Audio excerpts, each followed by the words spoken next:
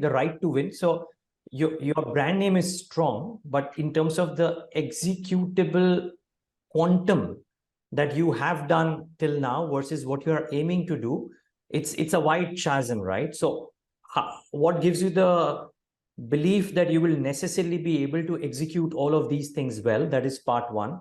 And part two, would it be fair to assume that the targets that you have on operating earnings are significantly higher 4 to 5 years down the line, looking at the things that you've told us on the show?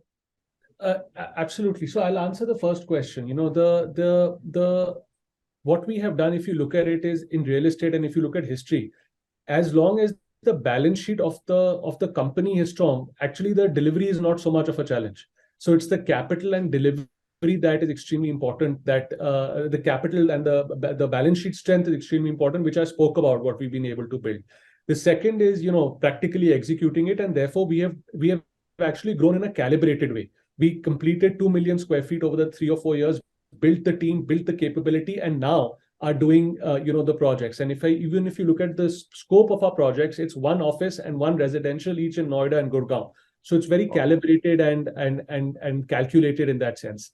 In terms of earnings, absolutely. You see, today, like I explained, because of the accounting methodology, the residential revenue is only recorded when the project is completed. So one will be able to see how that is moving with the sales traction that we are able to do, and with the continuing lease out and the build out of our office portfolio. And then finally, just one thing I did not mention, both in terms of risk and in terms of the portfolio, is that, as we have seen, having a commercial and a residential mix is always very healthy. If you look at some of the companies that have been able to tide through some of the cyclicalities, even though they were not as strong in terms of balance sheet back then, they have been able to tide through that because of the strength of the commercial office portfolio. So the way to look at it is, while in the short term, sometimes maybe commercial may look like a drag on return on equity on the balance sheet. If you look at from a long-term perspective, from a risk-adjusted basis, it's always a very healthy balance to have both.